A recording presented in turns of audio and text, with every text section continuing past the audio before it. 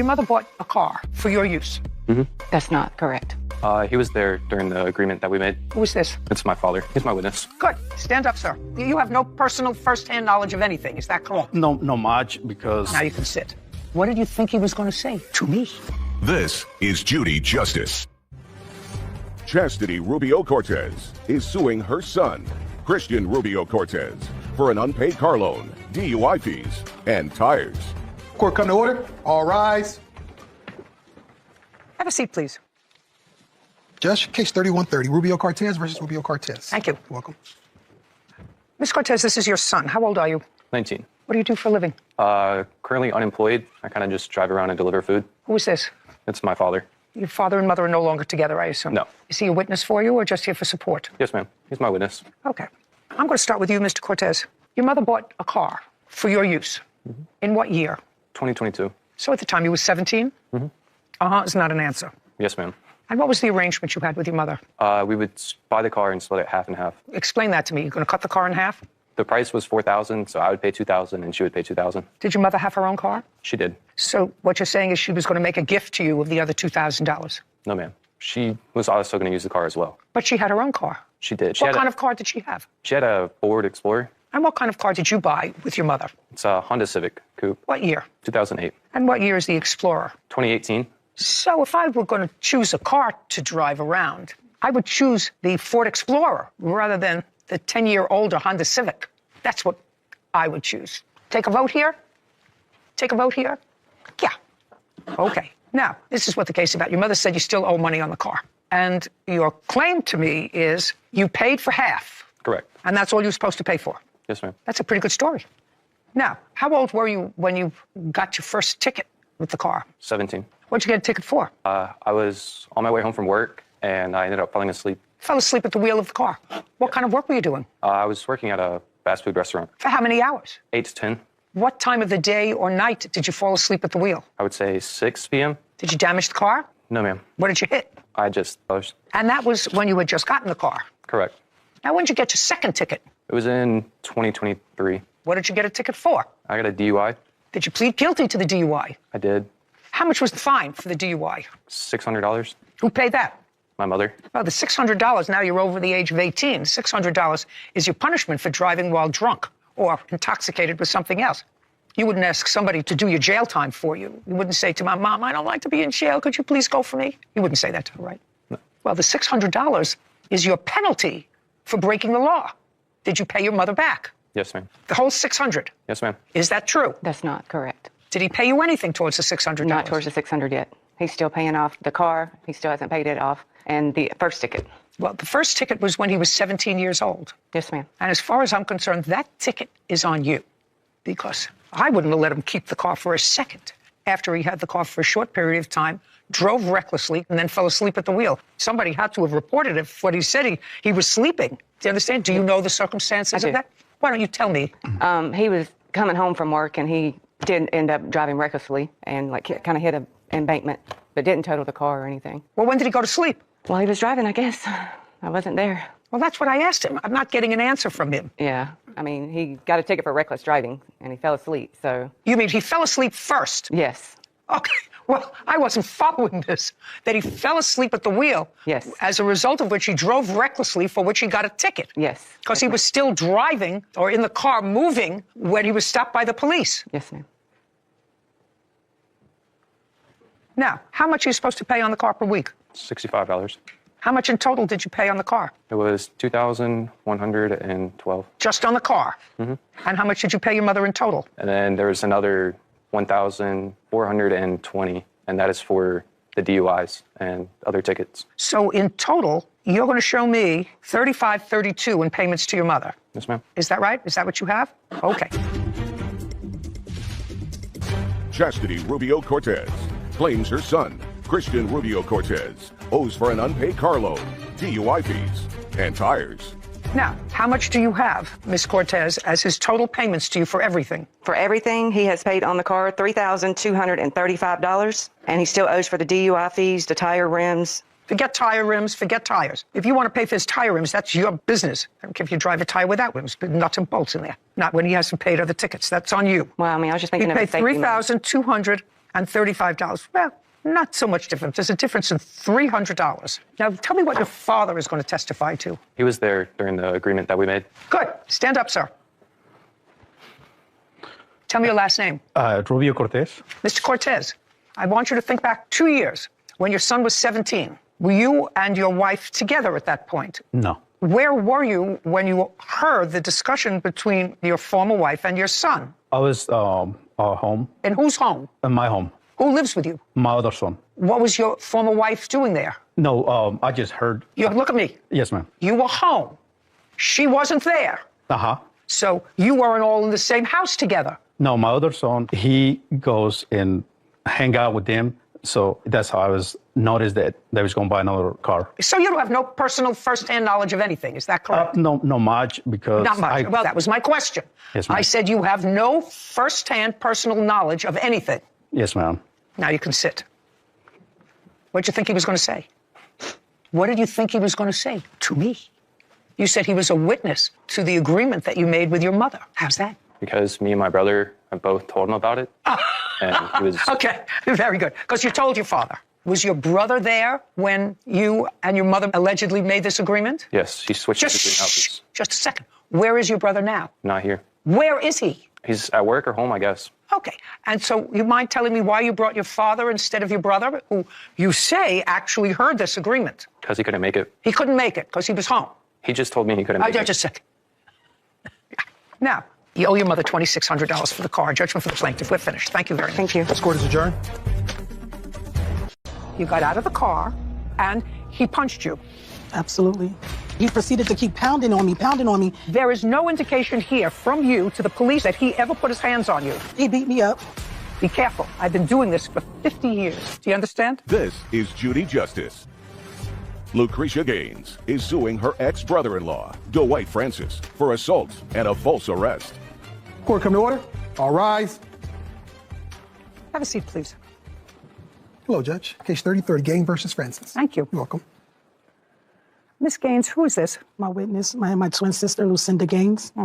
And your sister is married but in the process of divorcing the defendant. Actually, they're already divorced. When were you divorced? August 18th, 2022. Okay. The events surrounding this case happened in November of 2020. Yes. Each one of you claimed that they were assaulted by the other. In November of 2020, your sister and the defendant were having trouble in their marriage. That be a fair statement? Yes. And your sister had complained previously to you that the defendant was trying to get her in trouble, alleging that she assaulted him. Absolutely. So on November the 8th, you receive a call from your sister. No, we was already on the phone, Your Honor. So you were on the phone with your sister. Yes. And I want you to relay the conversation that you had with your sister on that date. Well, we were just sitting there chatting like we always do. We were just laughing, talking about her schoolwork. I was talking about my schoolwork. We both had tests coming up, so we were just relating to each other in that manner that we always do every day. Okay, let's go. Move it along. Anyway, all of a sudden, I heard, after an hour of talking to her on the phone, I overheard him say, "Let's fight. Let's do this without the cops." And I was like, You heard him say, let's fight. "Let's do this without the cops. We could fight right now. We could Just a fight second. right." I want to be very clear because Whitney is taking, let's do this without The police. the police. That you remember. That I remember. Don't speak. Let's do this without the police. And what's the next thing you heard him say? They just started arguing, so. Just a second. Would you go back, Whitney, please, and tell me what the plaintiff said? She said that he said two things. Yes, let's fight. Let's do this without the cops. Let's fight. Saying that to my sister. Shh. Let's fight. Let's do this without the cops. Which one was it? You said, let's do this without the police. That's one. Or let's fight. Let's do this without the cops. Which one did you I hear? overheard him say both things to my sister, and I just hung up after What that. both things? He said, I didn't have no idea he was there. I said, "Cinda, who's that?" She said, "Dwight." I said, why, what's going on? And then I just hung. She was What's like, "Oh, going on?" Yeah, and I just hung up. I said, "Okay, I'm just going to hang up." Why? Because they was husband and wife. They, maybe it was just something they was just going through. I didn't know. Now, just a second. Let me explain something to you. I'm beginning to suspect what you're telling me is a whole lot of who shot John. You're on the phone with your sister. You're talking about tests like you're talking about every day, blah, blah, blah, blah, blah, blah, blah, blah, blah. Then you hear something that would cause me concern. you hear, let's fight, let's do this Without the police. And according to you, what you said to me was, so I just hung up. I said, Cinda, I'm going to hang up and I'm going to call you back. She was like, oh, I'm going to handle this. Just a second. Don't speak. Yes. Let's go through it again, because now we're getting a different story. Let's do this. Let's do this without the cops. And then what did you say to her and what did she say to you? I asked her, who was that in the You background? said, who was that in the background? And she said, Dwight. I said, Dwight. oh, I thought he didn't be there anymore. Okay. And so she was like, oh, I'm going to handle it. I'm going to just call you back. So I said, okay. Okay. She said, oh, I'm going to handle it. I'll call you back. So you didn't just hang up. Just a second. You didn't just hang up. No, I didn't. You had a I continued didn't really want to conversation. hang up, but I hung up. You didn't just hang up. You had a conversation with your sister, and your sister said, I'm going to handle it. That's what you said she said to you. Absolutely. After 20 minutes, I called. So I felt like they got into a fight. Why I felt that way, because I don't care why he you had her just a arrested. second. Just a second. I don't care why you felt that way. Yeah. I don't care what you felt that way. Because he got her arrested on October 27th, 2020 for assault. I had no idea. I was calling her. So he had her arrested in October for domestic violence. Yes, 2020. And that's so a month before, he had her arrested for domestic violence. What happened to that case? Do you know, Miss Gaines? Do you know? The answer is yes or no. No. But you know he had her arrested. Okay, so now we're in November. Your sister has clearly allowed him back into the house, right? She didn't say, it's Dwight, he doesn't belong here, I'm going to call the police, because according to you, she's having a pleasant conversation with you. And he's talking, who is that Dwight? Oh, he's here. So you went to your sister's house. Mm-hmm. You didn't call the police because you were worried. You went over to your sister's house. Now I want you to tell me exactly what happened. Be careful, because you know, I've been doing this for 50 years. Do you understand? Yes. What you're about to tell me, I've heard 100 times, all different kinds of versions, but certain things make sense and certain things don't. Do you understand? So now I'm going to... I thought the police would be there by the time I got there because my sister told me... I don't care what you thought. She told you what? She told me she was going to go to jail and I just... Hold on a minute. We're getting a lot more into this conversation now. Hold on. First we started with I hung up. And then you said, my sister says to me, when I called back, she said... Just a second. So you called back and you got her on the phone. I said, okay. Lucretia Gaines claims her ex-brother-in-law, Dwight Francis, assaulted her and lied to the police. Dwight is countersuing, claiming he defended himself from Lucretia's attack. So you waited 20 minutes and you called her back. Yes. And you did, in fact, get her on the phone. Yes. And that's... Just a second. Now, I want you to go back to what she told me 4 minutes ago with, I called. I did. And she didn't answer. She did not answer. After 20 minutes, I stay home. After 20 minutes, I called. I felt they got into a fight. Why I felt that way? Because he had her arrested. I was just scared. You called and called and called and called. So now you called her. Halfway there, she answered the phone. You called and she answered. Yes. Now I want you to tell me about that conversation before you went over there. I said to her, and she said to me, let's go. I'm going to jail. She said, well, I'm going to jail now because he called the cops. And then I said, oh, okay, well, because I just felt like she was going to go to jail because she got arrested. I don't care what you felt. Anyway, I was only going to get my nephew. You called her and she said, I'm going to go to jail he called the cops, so I think he called the cops. Because he had a restraining order against her. Protective order. Right. And clearly something happened in that 20 minutes between the time you were talking about your tests and the time you got her back on the phone that suggested to you that something had transpired when she said, now I'm going to go to jail. So you went over there because you knew about the protective order because you knew she had gotten arrested in October. So now you go over there to do what? To grab my nephew, because last time I went when she couldn't go back to her home that he moved in with her, he didn't even feed my nephew. And that's what I was afraid of. Just a second. Is that their child? No. You went over there to get your nephew. Yeah. Now, what happened when you got there? When I got slowly, because right now you see, it doesn't go well. I know. You understand? Understood. Okay. So now you go over there. When I got to their home, the defendant was standing outside. I finally pulled up. I saw no cops. So I asked him, why you keep calling the cops on my sister? That's when he took it upon himself to hit me in my face, knock me off the curb, because I guess it needed to fit his narrative. Come to find out, he called the cops and told the cops that my sister called me over there to fight him. Why would I fight for my sister? I shouldn't have went over there, but I did because I was worried about my nephew. She told me to. She asked me to get him the last time. She was like, can you go to the house and grab my nephew? You left that out 5 minutes ago. Sorry, because it's so much. And it's been so long ago. Well, that's why you're supposed to bring a case as soon as you can after the event. The reason I assume you didn't is because COVID struck and they didn't dismiss both of your cases until recently. So neither one of you could have come to civil court. I assume that that's why you waited 2 years. I really don't care. Now, that's what you say happened, that you came over there and got out of the car and calmly said to him, why do you keep calling the cops on my sister? Yes. That's what you remember you said to him? Yes. Calmly. Why do you calmly, really agitated because I was home doing my own thing, you know, and it was Well, I want you to tell me what happened. You got out of the car. Clearly, you're bigger than he is. Exactly. Clearly, you're bigger than he is. So is your sister. You got out of the car, and now you're agitated. So you didn't just ask him. You said, why do you keep calling the cops on my sister? And he punched you. Yes. Okay. Now, and knocked me off the curb. I was stuck under the car where he proceeded to keep pounding on me in my head. And I almost lost consciousness, which I did lose consciousness. My hands was all cut up. I have proof from trying to cover the blows, but I had nowhere to move because of... Just a second. What part of your hand was all cut up? Both of my hands, because I was trying to hold it, because I was on the concrete. Just a second. Your knuckles on both hands were cut up. Mm-hmm. That's not a defensive wound. Those are? No, that's not. No, dear. That's not a defensive wound. This is a defensive wound. This is from hitting somebody. But I'm trying to grab my hoodie down so he could stop punching me in my face. So that's what was happening because I was trying to. I still don't understand why you kept. I don't know how. I don't know. I don't know either. I don't know either. You're going to show me.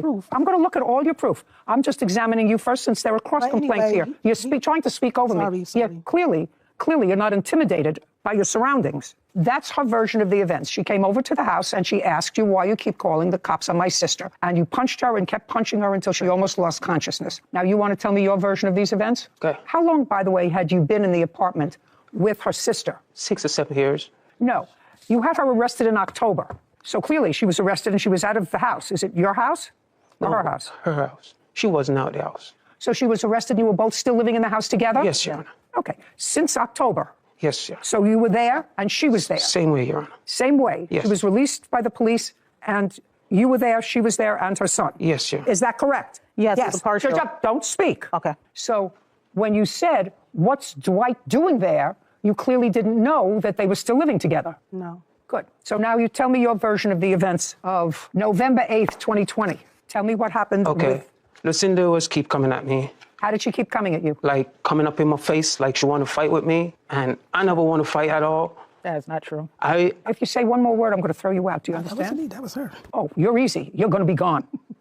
Did you call the police? Yes, Your Honor. Okay. Did you call the police before Miss Gaines got there? Yes, Your Honor. Okay. So now you called the police, and clearly she heard it. Yes, Your Honor. And she said to you, I'm going to get arrested. That's what you said. Because it was a... Did you say something? Lucretia Gaines has accused her ex-brother-in-law, Dwight Francis, of assaulting her and lying to the police. Dwight is countersuing Lucretia, claiming she assaulted him. So you called the police and you went outside? I went outside first before I called the police. You went outside and called the police from outside? Yes, Your Honor. Okay, go ahead. When I called the police, I stepped down to the sidewalk and I was there waiting for the police to come. I heard a car speed come around, hear her yelling, I hope you're not calling the cops. I said, of course I'm calling the cops. She pulled over to the side and come up towards me, ready to fight with me. I never want to fight. I turned my head around. She was already there in front of me, sizing me up, and I just make a mistake and look around. And by the time I made that mistake and look around, she knocked me over. And? I saw her about to hit me again. When I hit her, she fall, and I ran off, try to escape. She get back up and running me down. I couldn't run no more because I was going towards the hospital direction where I was going. When she caught up with me, the cops turned up. Okay. May I see the police report, please? I have one.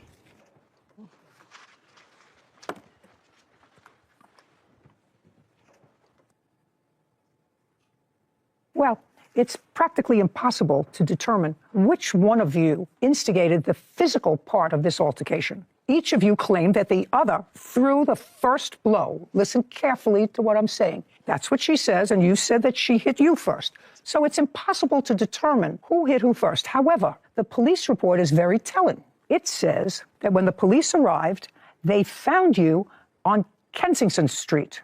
And you told the police, you're Lucretia, Yes. said Francis, that would be him, began to walk down Kensington Street. So the fight had begun, and he got up and started to walk away towards Chapel Street, which is consistent with what he said. And Lucretia said she ran after Francis and began fighting with him until the police arrived. That's what the police report says. I can show you. I couldn't even run. I had torn meniscus. Just a second. There's no way. I'm telling you what the police wrote in their report that you told them. And it's totally consistent with what he said, that he was trying to walk away. I was running. After he beat me up. Listen to me. You went over there furious. I wasn't furious. Oh, yeah. Just a second. You went over there furious. Absolutely not. Your Honor, Absolutely not. Can I tell my story, please? Can you tell your story? Yes, please. Oh, be my pleasure. I got a couple of questions to ask you as long as you want to testify. Okay. There is no indication here from you to the police or any other authority that he ever put his hands on you. What you complain about him is that he's disrespectful. He taunts you. He says nasty things to you. Yes. He calls you names. Yes. In response to that, you assault him. No, I don't, ma'am. Oh. Yes, sir. He had me falsely arrested. Yes, he's small in stature, but I don't know how he keep manipulating the system. This man is dangerous. You have to understand something. You told the police that he doesn't. We never had a physical altercation. That's why I don't know where he's getting these things from. It's like once he found out we were going to divorce, he didn't want to leave the house. So that's why he kept having to try to put a case on me. All may be true. Yes. There is no indication here, as a matter of fact, quite the contrary, that he ever put his hands on you. He never put his hands on me, and I never placed a hand on him. Your sister did. Now you can sit down. Go. Can I just tell you how we even got here? No.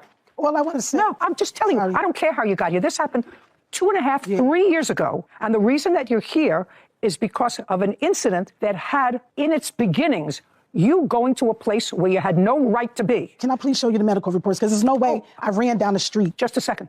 I'm going to read what you told the police. After a brief verbal altercation, Francis punched her in the face. They both began fighting in the middle of the street. Francis then began to walk down Kensington Street towards Chapel Street. Lucretia said she ran after Francis and began fighting with him until the police arrived. Okay, your case is dismissed. Right. Now, you have any medical records of your injuries? Yes, I'd Your like Honor. to see them.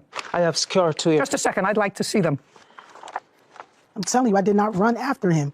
How can I run? How can I run after him if my knee, I tore meniscus? Do you want me to play the tape of you walking through the door into the courtroom? Yes, you did. I could walk, yeah, but I'm Yeah, still right, in you pain did. for the rest of I my can life. play the tape back I for you have to if get you like. surgery, Your Honor. Not only is the case going to be dismissed, but because I see you can't control yourself. Even in a courtroom, you can't control yourself. I'm hearing his case now. He's got a cross complaint. And as far as I'm concerned, you were the aggressor. You went there I did. to a potentially aggressive situation by yourself. By yourself. She had something in her hand too. I never see what it was, but I know she threw it away. Do you think I need your help? Okay. Forget it. Telling you, this man is dangerous. You'll see he'll be arrested again. See what I mean? You can't control yourself. You want me to believe that you got out of the car and calmly said, "Why are you calling the police on my sister?" Somebody who can't control themselves in a courtroom. Judgment for the defendant on the counterclaim in the amount of $5,000. Your claim is dismissed. All right, thank This you. court is adjourned. I'm just sad about the whole situation. Hilton, this is your mother. Yes. And while the case has a lot of nonsense in it, it boils down to the following. You and your mother, according to you, purchased a home together. The house is in both your names. You moved into the house with your mother, and you and your mother came to a period where you were on bad terms. It had to do with your girlfriend. Correct. And you say you were forced out of the home. And what you're really requesting is money for the items that you purchased in the house, that you left in the house after you were forced to leave. Correct. And Miss Hilden, you have a counterclaim. Counterclaim said that when he left his very large dog. And you either want him to pay for the maintenance of the dog or you want him to turn over the dog to you. Yes. Okay, so let's deal with the dog issue first. Hunter Hilden claims his mother, Vicky Hilden, owes him for personal items. Vicky is countersuing her son for property damage and a German Shepherd. Now, dog is a German Shepherd. Correct. When was it purchased? I believe about July of this last year. And when you left the house, you left with your girlfriend. Correct. Where did you move to? Right now, it's kind of still up in the air between my younger sisters and my grandpa's. Okay, so you can't bring the dog. Correct. Mr. Hilden, you let the dog stay with your mother. I don't have a choice in the matter. I've been Good. told Well, very good. I'm taking the choice from you so you don't feel as if you're abandoning the dog. So that takes care of the dog. Now let's take care of your appliances. You moved into the house and purchased the house with your mother, month and year. May of 2022. And exactly what appliances do you believe that you can establish that you purchased for the house? I've got receipts for the kitchen appliances, the washer and dryer, Washer, dryer, and kitchen appliances. What kitchen appliances? a refrigerator, microwave, dishwasher, and stove. Yeah, I see the receipts. Yes. Mrs. Hilden, do you work? Yes, ma'am. What kind of work do you do? I deliver packages. What kind of work does your son do? He works at a warehouse forklift. Now, who purchased those appliances? I did. You did? Yes, I did. Okay, let's see.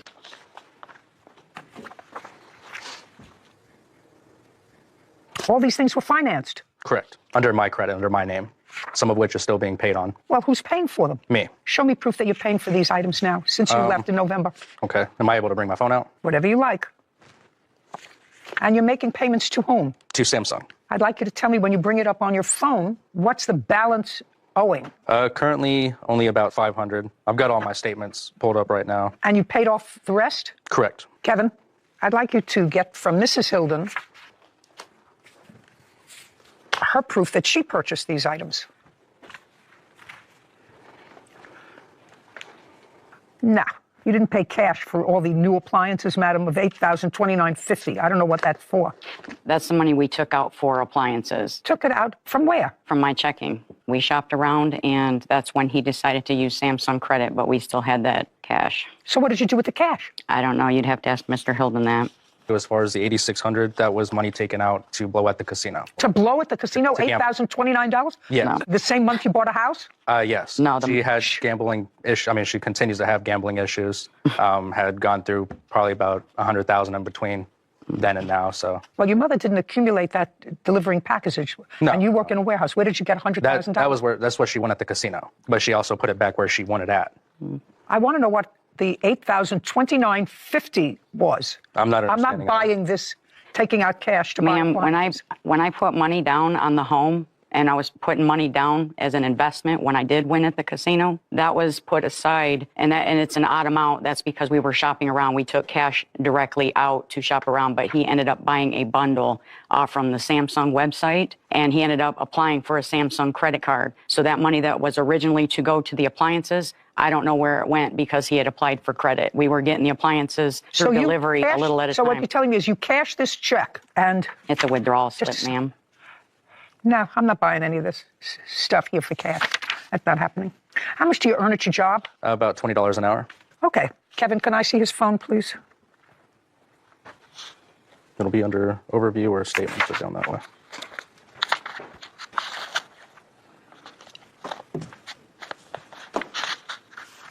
So there's $500 left. And the appliances are in the home? The refrigerator, yes. The microwave, yes. The stove, we never hooked up the stove. Why? We work a lot, so I don't cook like that. We just never hooked up the stove yet. I cook on a fryer, a skillet. We have not hooked up the actual stove yet. And as far as... Washer, dryer? Yes, washer and dryer. So you use those things? Yes, ma'am. And what is your intention, Mr. Hilden? What do you think is going to happen with the joint ownership in this house? I was hoping to put it up for a forced sale and just cut ties completely. Well, that's far beyond my pay grade. Okay. So you have $556 left on these items, and I think that it's more than fair that your mother, if she's enjoying them and in the house, that she take care of the rest of that bill. Ma'am, I have to show that I paid for the washer and dryer. Yes, sir.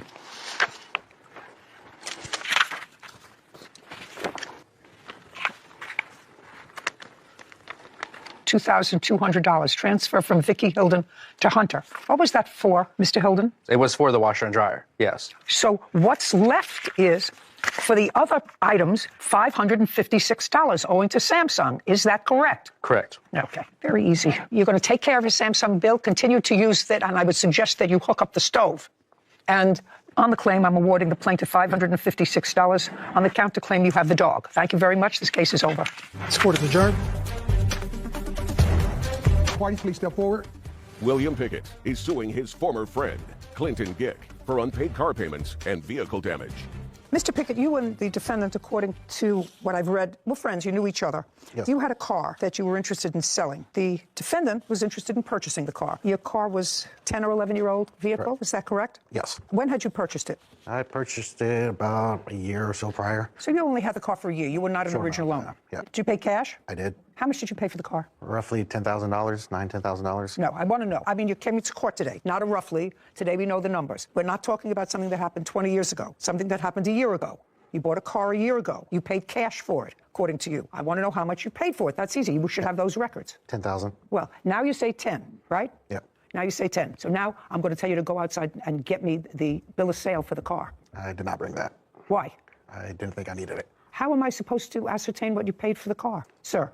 I didn't think about that. Should have thought about it. I thought about it right off the bat. You had the car for 1 year. And when did you sell it to the defendant? 3/18 of 22. For how much? $10,000. Well, then you're a genius businessman, because unless this 10, 11-year-old car, Mr. Pickett, had something really unusual about it, most cars depreciate the moment you drive them out of a lot. You bought this car from a company, which means you paid more for it than if you purchased it through a private person. You understand that? Yes. Of course. So there was clearly a markup. Sarah, take a look at a 2012 Dodge Charger with 148,000 miles. I got it. Between 7,500 and 10,000 for a private party sale. Okay, so as I thought, the value of the car went down from when you bought it, but you sold it to him for $10,000 because he was making payments. I assume because he was making payments. Did you have a written contract? I did. I'd like to take a look at it.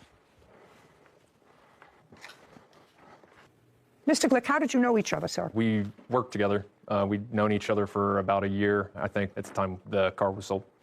Okay, so the first thing was he traded in something of value, which was he gave you a car. Correct. What kind of car did he give you? A Honda minivan. Did you have the title to that? Yes, I did. Did he turn over the title to you? He did. What did you do with the Honda minivan? I sold it. To whom? Someone off of Facebook Marketplace. Okay, when did you sell it? A few weeks afterwards. How much did you sell it for? How much did you say you sold it for? $1,000.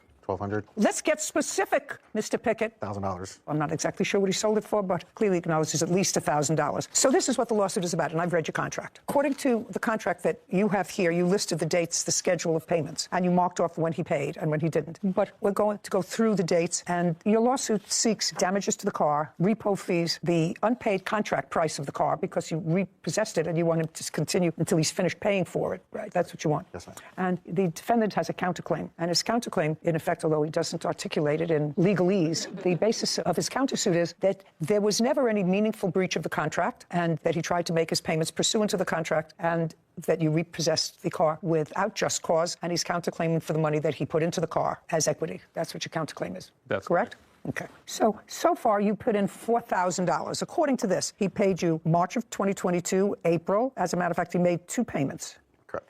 Payment schedule was for every 2 weeks. 6/17, he made a partial payment, but made that up on 7/1, so he was up to date. Then you say on the 15th of July, he missed a payment. Did you miss a payment the 15th of July? Yes, I did, Your Honor. Tell me why. At that point, the plaintiff had already threatened to repossess the car several times before I'd ever missed a payment on the car. Because you made a partial payment once in June. Yeah, and also... But then made it up again within 2 weeks. Yes, exactly. Okay, so you had already said to him, you missed payments, I'm going to repossess the car. I informed him I didn't threaten to repossess it. No. Yeah, yes. Yeah.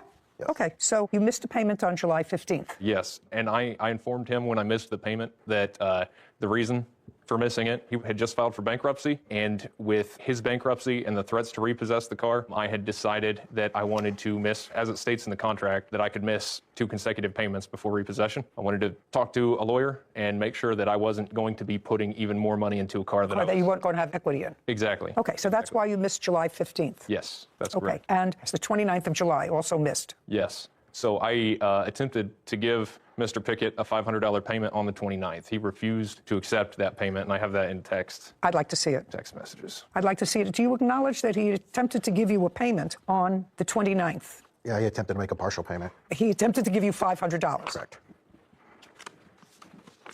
And tell me why you didn't accept the $500. He missed the payment on the 15th. I informed him on the 16th that I would not accept a late payment unless it's in conjunction with the current payment. You can't change the contract, sir. You can't change a written contract. There was a loan on this car. Yeah, there was a title loan on it. Oh, you didn't tell me that. That adds a different wrinkle to this whole thing, because you told me you paid cash for the car, so I assume there was not a problem.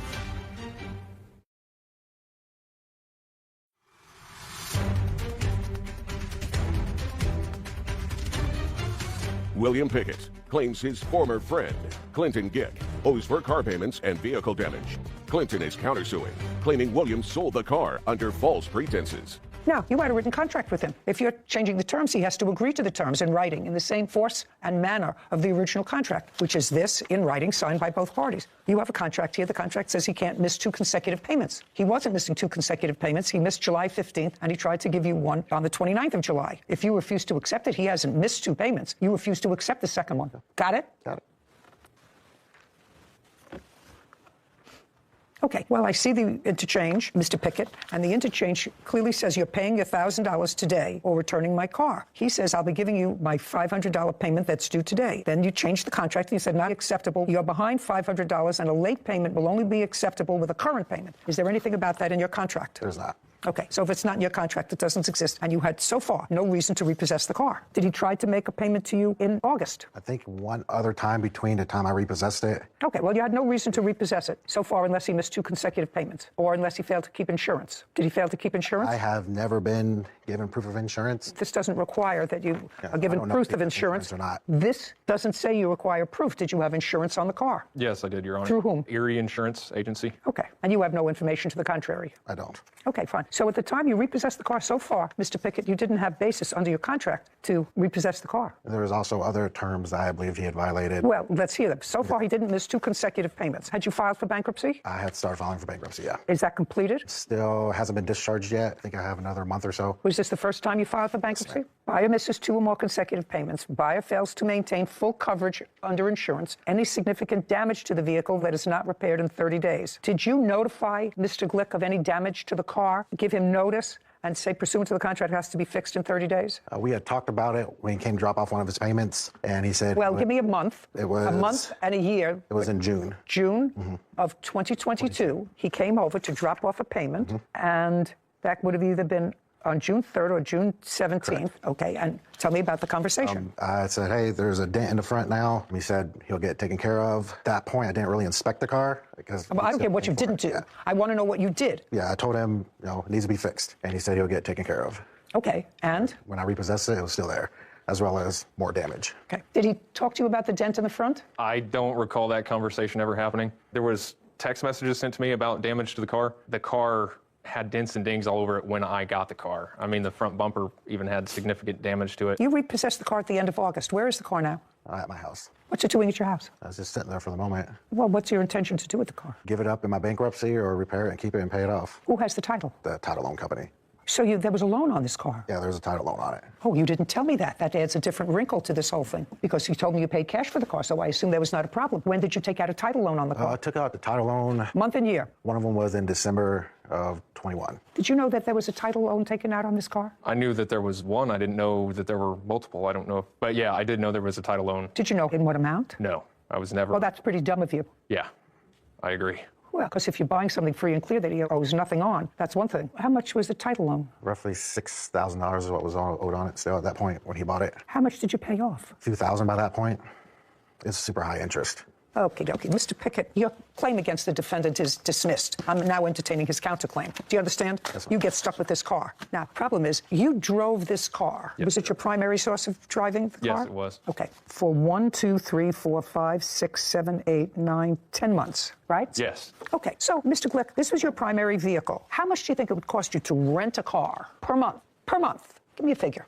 To rent a car? Yeah. Per month, I would say $900 a month, probably something like that, $900,000 a month, maybe. Okay. Based upon what you told me, it's not so egregious because you had the use of the car for 10 months. I actually don't think that an 11-year-old car would cost that much to rent. $900 a month, considering that you also paid for your own insurance. Correct. And if you rented a car, that the insurance would, of necessity, come with the car. Sarah, could you look up for me best deals on leasing a Dodge Charger? I don't know what that is. Is that a truck? It's a car. Is there a site where you could look that up? I'll see what I could find. But the intention was that money was going to go towards, something that I would own. Well, I understand that, right. but you had full use of his property for 10 months. Sure. You don't think it's fair for you not to pay for some of that use? I would think the depreciation in the car for the mileage that I put on it would be more than fair. Absolutely. Everything depends on how much you put down versus how much you pay monthly. So there's a wide range. Give me the range. You didn't put anything. $786 a month, $843 a month, but these are for brand new Dodge Chargers, not for 2012. Oh.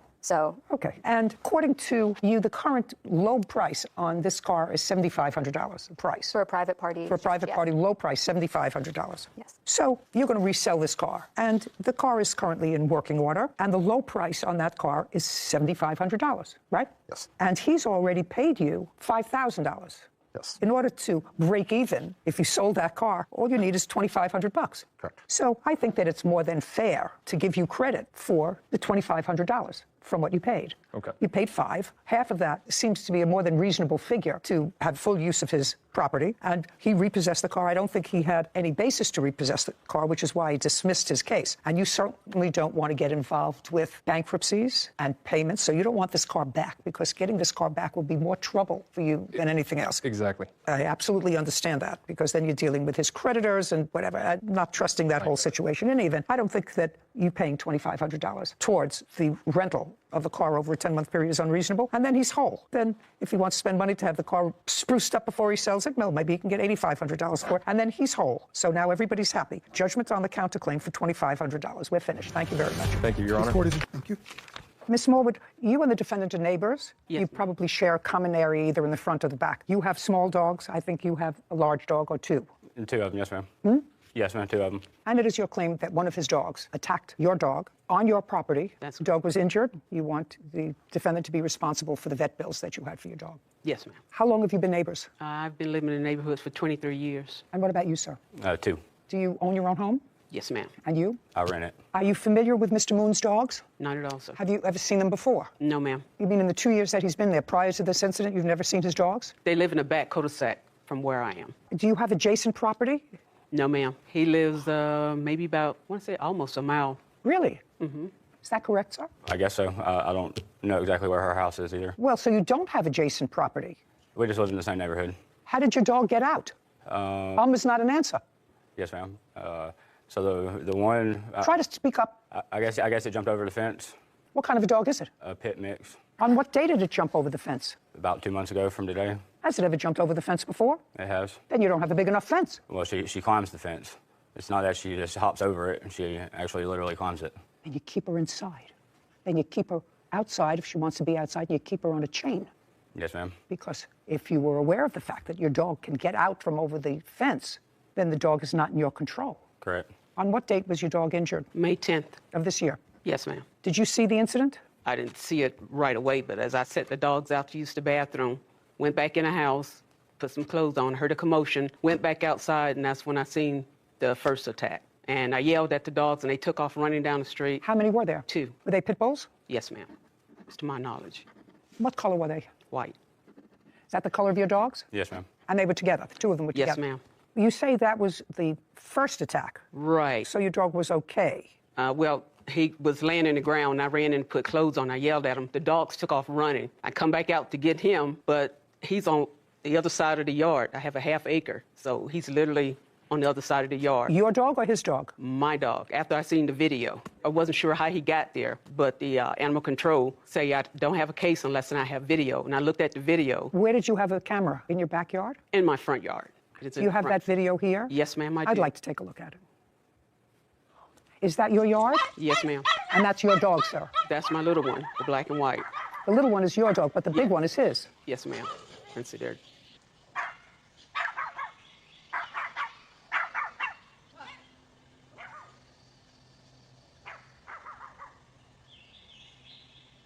You understand what the problem is? Yes, ma'am. Okay.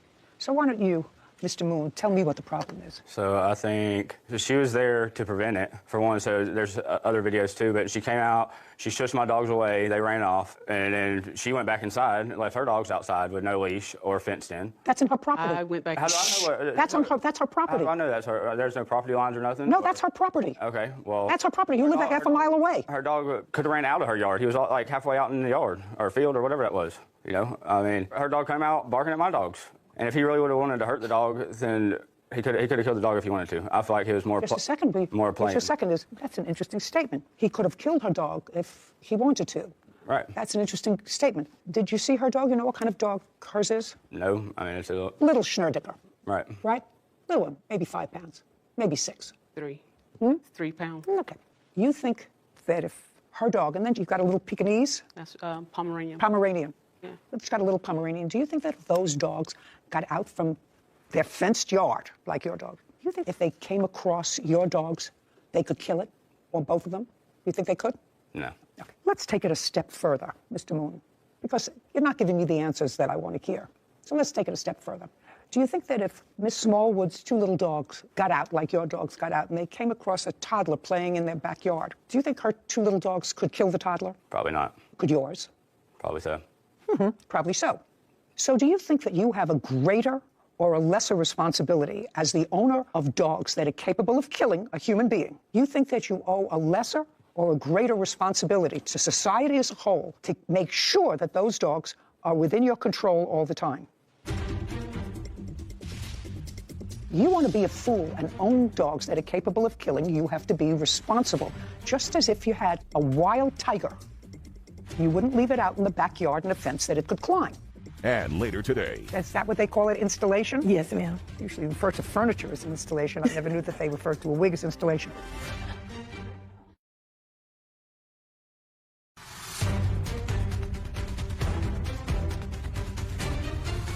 Catherine Smallwood claims her neighbor, Nathan Moon, owes for vet bills from a dog attack.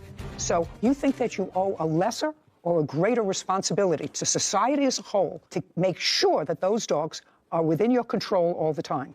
Correct.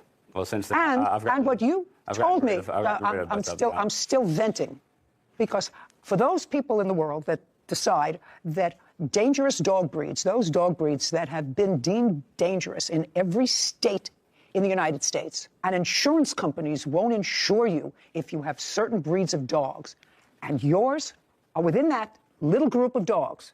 Most insurance companies, unless you pay a very high premium, exclude injury from those dogs. So you understand that you have animals that are deemed dangerous, and you told me 5 minutes ago that your dogs are able to climb over the fence, and they've done it before this incident. Isn't that what you told me? I mean, I have my reporter here who can read it back. Isn't that what you told me? Yes, ma'am.